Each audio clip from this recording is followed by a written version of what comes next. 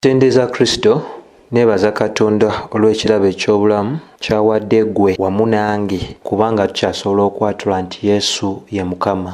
Amannya nga bulijjo Mazima Kenneth, njagala okubeera nga nsiima Mukama waffe Yesu Kristo atuwadde eddembe lino ery'okuba nga tuli bakozi wamu naye mu nsonga ey'okubuulira enjiri. Ate njagala okusiima gwenna naawe atwala eddaala ne weenyigira mu mbeera ey'okwekkaanya ebintu eby'enjawulo ebigenda mu maaso n'okusomesebwa. Olunaku olwo twagala otunuulira ekitundu kyaffe ekisembayo mu kitabo eky'Ebikolwa by'Abatume essuula ey'omunaana.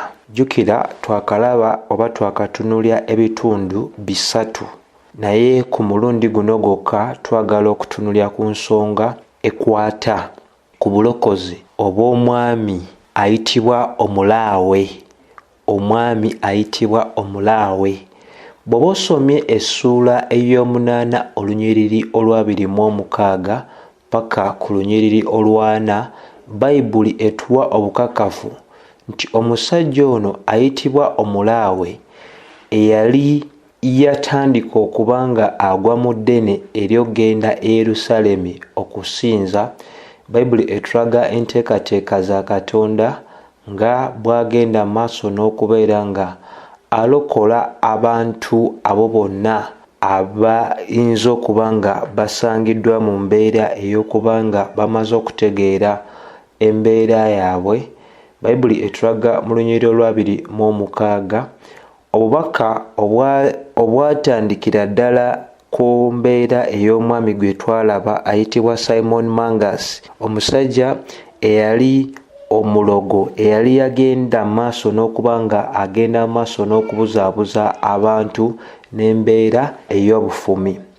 Bebegamba nti malayika wa Mukama n'agamba Filipo nti nga ayogera nti golokoka ogende ebukiika ku luguudo olugenda okuva e Yerusaalemi okudda e Gaza mu kitundu eky'eddungu. So bwe bubaka obugenda maaso n'okubeera nga buweebwa Filipo, bamugamba aleke ekitundu ekimu adde ebukiika mu kkubo eryali liva e Yerusaalemi okugenda e Gaza, ekkubo eryo ery'eddungu.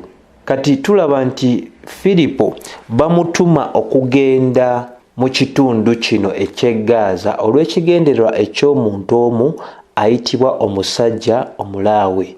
Ssebo ne nnyabo Bayibuli enyweza bulungi mu Timoseewo ekisooka 2:3 nti Katonda waffe ayagala abantu bonna okulokoka wamu n'okutuukira ddala mu kutegeera amazima, nti newankubadde omuntu asobola okubeera nga alowoozeko okubeera ng'ali omu, ensonga y'obulokozi Katonda waffe ensonga gy'aweera ddala ekintu kyonna kye tusobola okugamba nti kyetaagisa okuba nga kikola kitya, nga kikolebwa okulaba nti abo bonna be yalonda edda bagenda mu maaso n'ofuna obulokozi bwabwe. Ate ensonga endala gye njagala okubeera nga ngenda mu maaso n'okuttaanya y'ensonga ey'okubeera nti malayika wa Mukama ye yayogera ne Filipo. Twogedde mu masomo ag'enjawulo nga tugezaako okulaga ssebo ne nnyabo awuliriza nti ebiro bino eby'abatume byali biro bya nkizo nnyo, nti ebintu ebitalabikalabika nga bino ebya malayika okwogera n'omuntu byali bya nkizo nnyo mu biro ebyo. Era twalaga nti ensonga lwaki ebintu nga bino eby'enjawulo byagenda mu maaso n'okuba nga birabisibwa, ti ekkanisa entandikwa yaayo nga n'abo Katonda be yali alonze okuba nga basimba oba bagenda mu maaso n'okuba nga batwala enjiri ey'okubeera ng'ekkanisa ezimbibwako bwe baali nga bakyali balamu, ebintu eby'engeri ng'eno byali bintu bya bulijjo nnyo, era omuntu yenna asobola okuba ng'akola ki, ng'abiraba. Era twagenda mu maaso n'okuttaanya nti gwe nange abali mu biro bino eby'oluvannyuma mu kuba ng'endagaano yaffe enkadde n'empya yatuweerwa dda mu kitabo ekiyitibwa Bayibuli, ebintu ebimu ebyalabikira ennyo mu biro eby'okuba nga Bayibuli tennaba kuba ng'ewandiikibwa, kaakati byemu ku bintu ebyotasobola kubeera ng'olaba kubanga byonna Katonda byayagala ffe okubeera nga tutegeera kaakano bimaze otuweebwa mu byawandiikibwa. So tulaba nti Firipo agambibwa malayika wa Katonda okubaako ekifo ekimu ky'agenda. Mujjukira Katonda mwene ye yateekateeka olugendo luno olw'okubeera nga Firipo agenda mu maaso n'okuba ng'akola ki? Ng'alutambulirako. Bayibuli etulaga mu 2:7 nti n'agolokoka n'agenda. So Bayibuli etulaga nti bwe yagolokoka genda maaso n'okugondera ekiragiro kye kyali kimuweereddwa, era embagirawo Bayibuli etulaga nti bwe yagenda eyo waliwo omusajja omulaawe eyali atudde mu kigaali kye ng'era yali mukwanaganya w'emirimu ejja Nnaabagereka ow'ekitundu ekya Ethiopia. Era Bayibuli etulaga nti ye yali akulira eby'obugagga eby'omukyala oyo Nnaabagereka, era yali aze mu Yerusaalemi okusinza.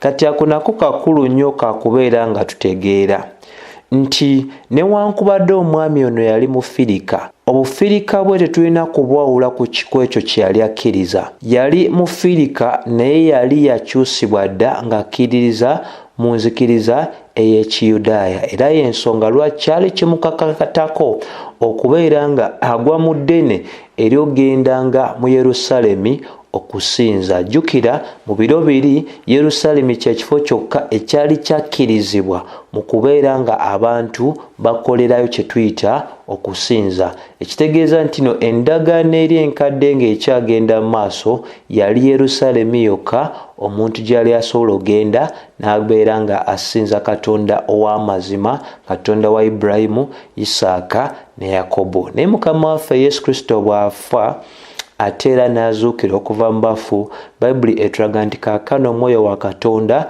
atuulamu abo bonna abakkiriza. Baluumi 8:9 bw'etyo bwenywereza ddala. So tetulinaako kifo kino oba kiri we tusinziza, wabula Katonda ayagala ne tumusinza mu mwoyo ne mu mazima nga twesigama ku ebyo ebyawandiikibwa nga Yokaana 4:4 bwe tulagira ddala Mukama waffe Yesu Kristo bw'ali agenda mu maaso okuddamu omukyala Omusamaliya. So ebyo bikulu nnyo nnyini ddala.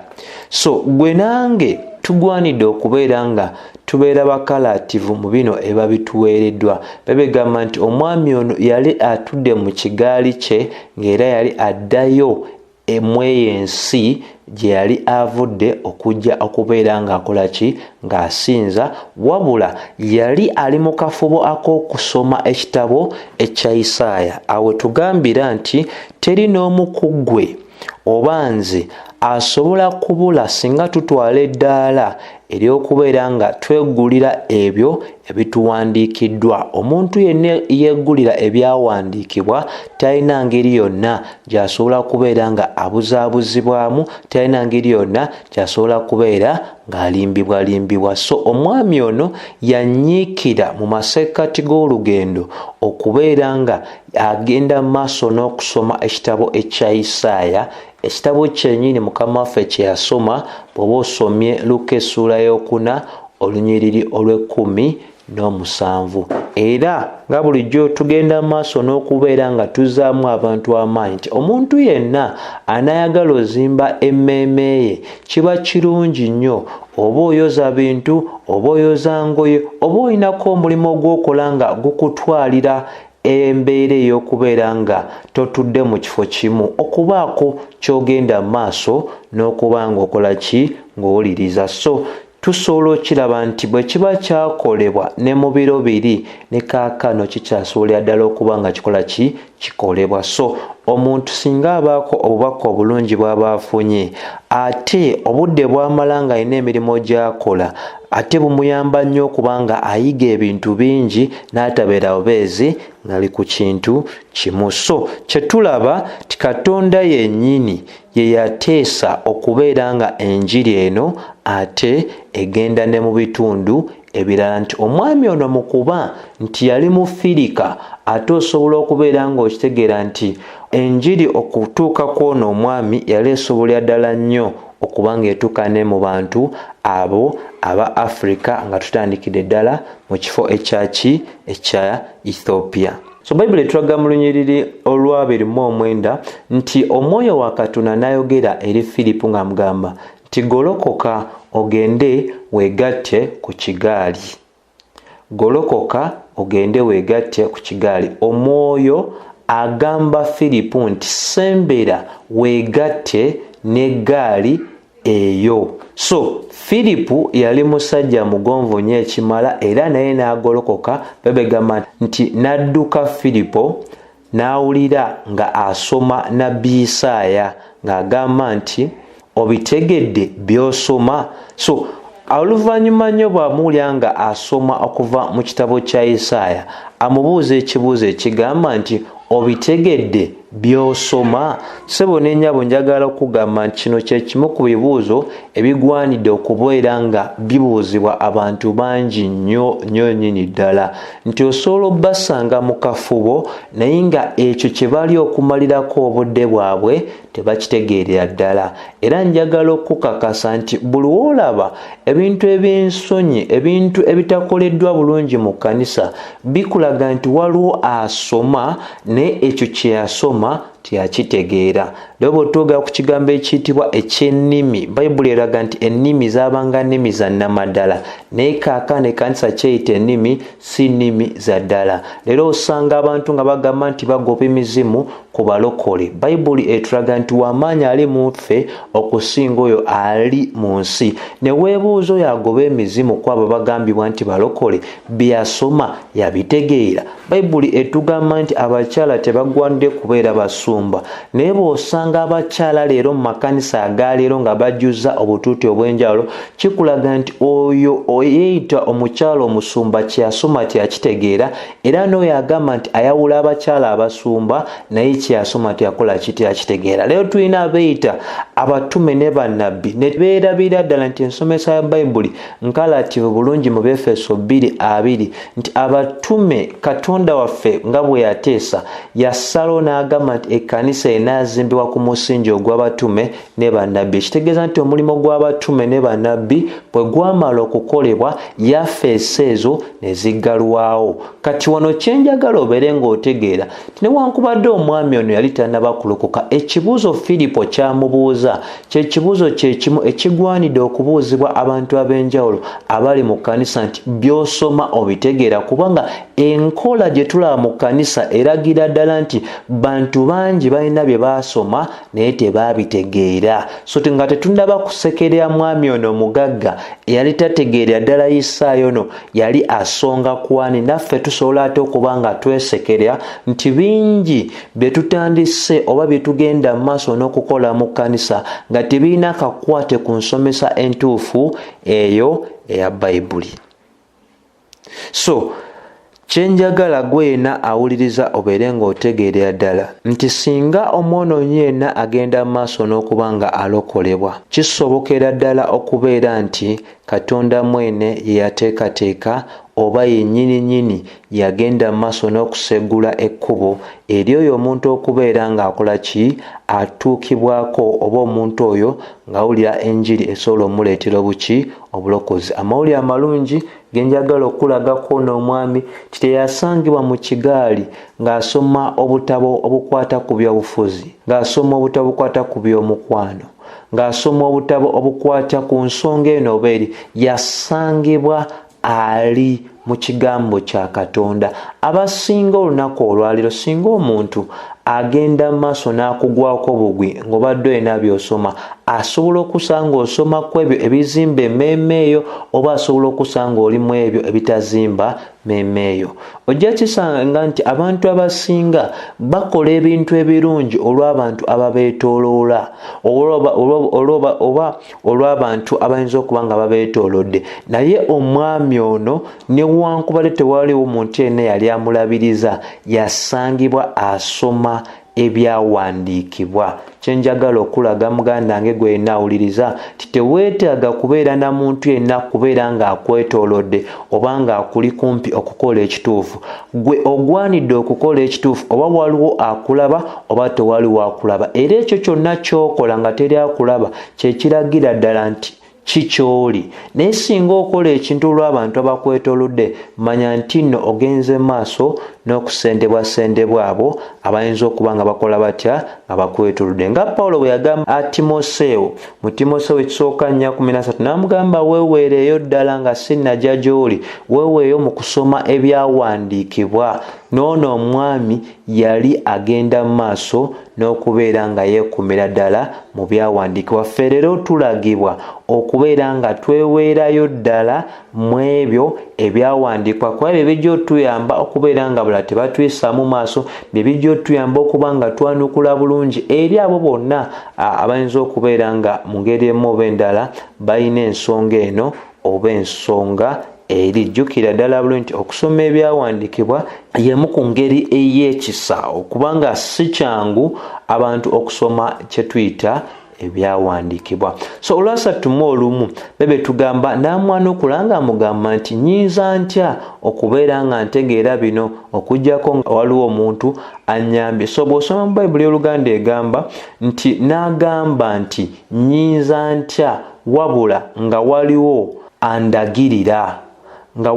andagirira, ne yeegayirira Filipo alinye atuule naye. Kati n'ekirala ekyokuyiga nti Filipo teyeekaka ku mwami ono, wabula yalinda okukkirizibwa omusajja ono mwennyini. So abasinga olunaku olwaleero agamba nti kubanga ndi mubuulizi wa njiri, n'abeerawo nga yeekakaatika ku bantu, n'abeera nga ebintu abikozesa maanyi, n'abeera nga ebintu ebyo byakwekaka bwekasi ku muntu. Filipo omusajja yamugumiikiriza era n'amubuuza mu kimpooze, by'osoma obitegeera? Paka akadde akatuufu omusajja n'amugamba nti nnyinza ntya okuggyako nga waliwo akola ki? Andagirira. Ssebo ne nnyabo awuliriza, kyenjagala obeere ng'otegeera nti bantu batono nnyo abasobola okukkiriza nti tebategeera nsonga. Abantu abasinga at least yeewaayo n'atategeera kintu naye n'atakkiriza kuswala. Bo bakiyita kuswala,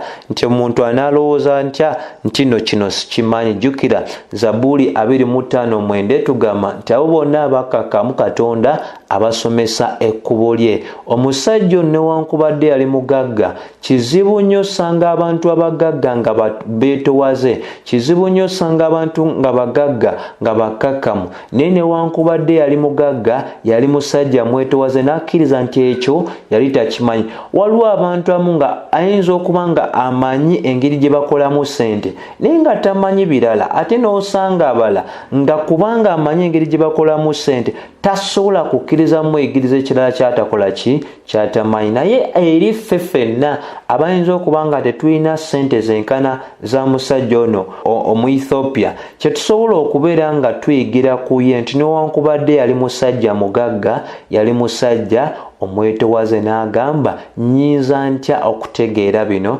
okuggyako nga waliwo akola ki? Annyambye. Gweyina ssebo ne nnyabo awuliza, ekitwala n'abantu kaakano mu kanisa kwe kwagalira ddala okutegeera ekyawandiikibwa. Abaweereza abamala ebiseera nga banyumya bunyumya emboozi, nga boogera ku kino boogera ku kiri, abo tebagwanidde kuyimirira amabega w'akatuuti, kubanga bantu bangi ebyawandiikibwa eby'enjawulo tebabinnyonnyokeranga ddala bulungi. So omuweereza alina okumala akadde akamala, alina okumala obudde obumala nga annyonnyola ebyawandiikibwa ng'ayambako abalala okuba nga babitegeera. Olwo bwe basanga abalala bayinza okuba nga tebategeera byawandiikibwa ebyo, nabo basobole okuba nga bakola ki? Nga babayambako. So y'ensonga eya Zabuuri 25:9 wamu ate ne Baluumi 10:14 egamba nti banaategeera batya nga tewaliwo muntu yenna abuulidde? Ye banaawulira batya ng'omubuulizi tasindikiddwa? So olwasatu mu ebbiri Bayibuli etulaga nti ekyawandiikibwa omusajja kye yali asoma kye kino wammanga ekyali kigamba nti n'akulemberwa ng'endiga eri oyo omusazi waayo, era n'asigala ng'akola ki? Ng'asiriikiridde. Ssebo ne nnyabo, kyenjagala obeere ng'otegeera eyo ye Isaaya 53:7 paka 8 nti mu kuswazibwa kwe obwenkanya bwamugibwako era n'alangira ng'agamba ani analangirira omulembe gwe kubanga obulamu bwe bwamugibwako ku nsi. Bino byonna binyweza obukulu obwa Mukama waffe Yesu Kristo nga Bayibuli etulaga obukakkamu n'okwewaayo okwa Mukama waffe Yesu nti ne yeewaayo okubeera nga talina n'ekimu kye yanyega nga agibwako obwenkanya nga agibwako emirembe gye. Ekyo kye kiragira ddala nti okufa kwa Mukama waffe Yesu Kristo tekwali ku kake kuye wabula yeewaayo n'afuukira ddala ekitambiro eky'ebibi byaffe. Ensonga eyo y'emu eddibwa mu Peetero ekisooka 2:2 paka 2:3 nti newankubadde ebyensonyi byonna byamukolebwako tiyayinaako kye yanyega era yatulekera ekyokulabirako kye kimu nti obulumbaganyi naffe mu nsi muno tusobola obufuna wano ne wali naye Bayibuli etugamba okubeera abawombeefu, etugamba okubeera abakakkamu kubanga Timoseewo 2:12 egamba nti oyo yenna ayagala otambula mu bulamu obwa Kristo oba ayagala ogobera Kristo wakulaba okubonaabona. So obukakkamu n'okwewaayo okwa Mukama waffe Yesu Kristo biragira ddala nti Mukama waffe Yesu Kristo amazima ddala obugumiikiriza obwo yalaga yali alagira ddala nti yali saddaaka yokka eyali esobola okutwala ebibi byaffe. Y'ensonga lwaki Bayibuli emuyita omwana gw'endiga nga etegeeza obukakkamu bwe obutalwana n'obutanyega kintu kyonna ng'endiga zonna bwe zito bwe ziri. Ensolo endala zonna zakulwanagana nazo, embuzi, ente n'ebisigadde byonna byakusooka kubeera nga osikamugwa nabyo, naye ekikulu ekyo eky'endiga kirabisibwa ddala mu ndiga eya nnamaddala nga Mukama waffe Yesu Kristo yasobola okuba nga agirawo ddala ebibi byaffe ne yeetowaza n'afuuka ekyokusekererwa n'ateekebwako ebyensonyi n'ayambulwa n'ateekebwako engule ey'amaggwa n'afugibwa amalusu n'agenda mu maaso n'ossibwa akagoye ku maaso naye ebyo byonna byonna yabikola kulwaffe. So mu butuufu tusobola okulangira nga tugamba nti ekigera kyonna eky'amazima ag'obukristaayo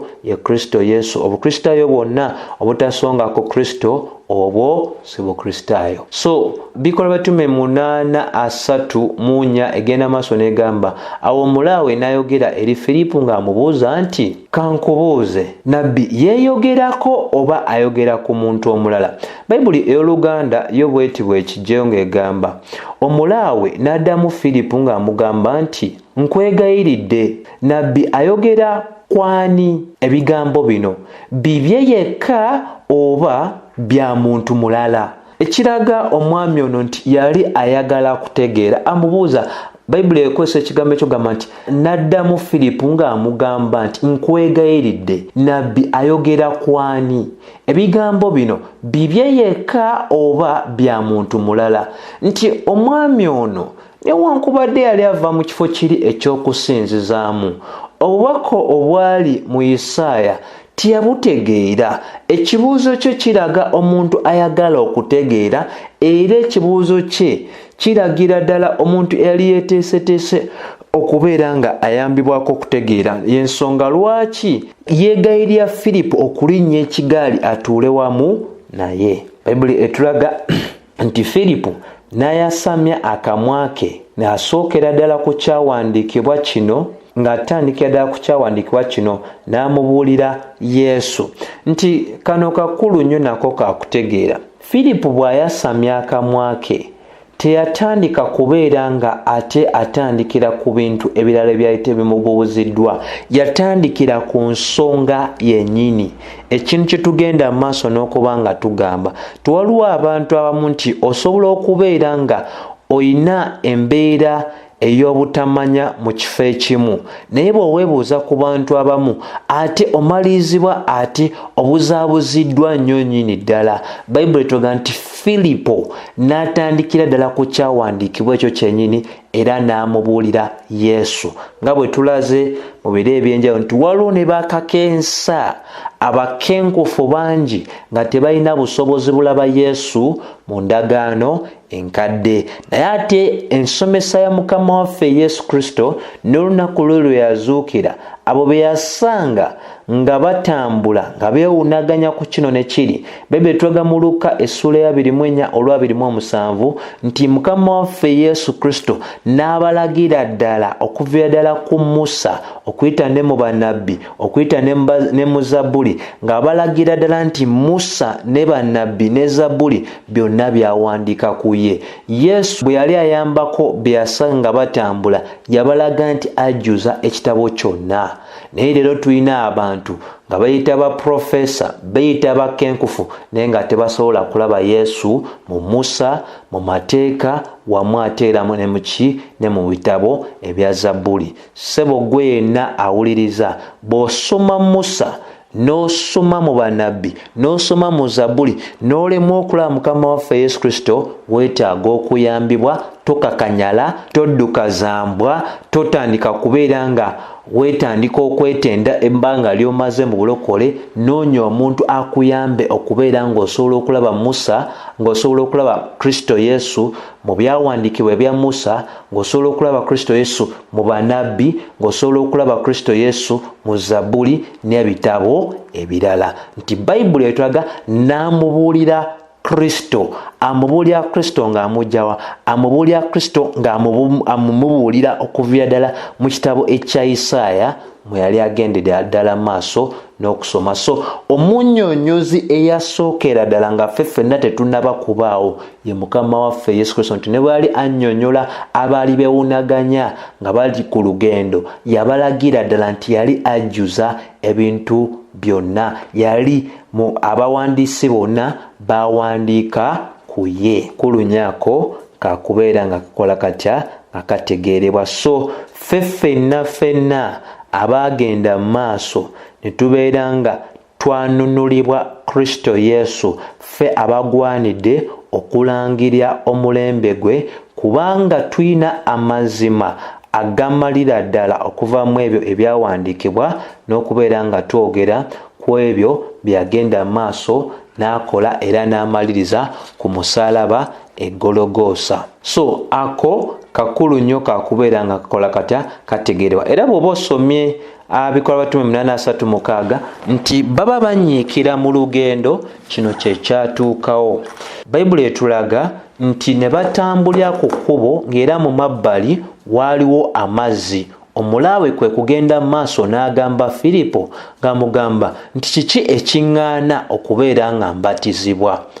Olwasatu mu 8 begamba nti era n'alagirira ekigali okubanga kiyimirira, ne bakka bombi mu mazzi era Firipo n'agenda mu maaso n'okubatiza omulaawe. Kati wano nawo njagala tubeere nga tufaayo nnyo wo nti mu ebyo Firipo byasomesa tusobola okutegeera ddala nti yakoona ku mbeera ey'okubatiza. Leero olunaku olwaliro mulimu amakanisa mangi agatandise okudibya kye tuyita okubatizibwa mu mazzi, nga bagamba ebyo biba byakweza mu mateeka, ebyo tebikyalina makulu kaakati anti ndi mwana mu nnyumba ya Katonda, ate ebyo neetaaga byaki. Naye ssebo n'ennyabo kyenjagala obeere ng'otegeera nti ekitabo eky'Ebikolwa by'Abatume kitulaga ekkanisa bwe yali etandika n'ebintu ebyateekebwako omulaka, ng'era ekimu ku byo kwe kubatizibwa. Era ekkanisa etabatiza yemu ku kkanisa gwe nange ze tugwanidde ddala okubeera nga twewalira nnyonyini ddala. Ekintu nga kyalagibwa Mukama waffe Yesu Kristo mu Matayo 28 olw'ekumumwenda paka 2 nekikolebwa abatume, tewaliwo nsonga lwaki ekintu ekyo tekigenda mu maaso n'okuba nga kikola kitya kikolebwa. So Bayibuli etulaga nti omulaawe abuuza kiki ekigaana okuba nti mbatizibwa. Waliwo leero abalina ensonga ez'okuba nga abantu tebabatiza, naye omwo omusajja Filipo yabuulira enjiri yonna eya Mukama waffe Yesu Kristo, era bimu ku bintu bye yasongako ensonga eyali ey'okubatiza, kubanga ekibuuzo ekisobola okubuuzibwa omulaawe yajjawo okumanya okw'ensonga ey'okubatiza, era obwetegefu buno bwonna bwe yali alina yabujja ku ki? Ekitegeeza mu ebyo ebingi Filipo bye yasomesa ku Kristo Yesu yasonga ne ku nsonga ey'okubatiza. Era ekisinga okuba nga kyewuunyisa nti bwe balaba amazzi, Bayibuli etulaga nti kuno kwali kubatiza kwa muntu kubanga annyikibwa mu mazzi, si bya kufugira buzi, si bya kusamula mazzi. Bayibuli kyebegamba nti bonna ne bakka mu mazzi. Teri muntu yenna asobola kwebatiza, buli muntu yenna abatizibwa omuntu omulala oyo amanyi ekyokukola. Bayibuli etulaga mu 3:9 nti bwe baali bamaze okuva mu mazzi, omwoyo wa Katonda n'asitula Filipo. Ey'Oluganda egamba nti bwe baava mu mazzi, omwoyo gwa Katonda. Ey'Oluganda tekijja bulungi, egamba omwoyo gwa Katonda. Oluganda olutuufu lwalibadde nti bwe baava mu mazzi, omwoyo wa Katonda n'atwala Filipo.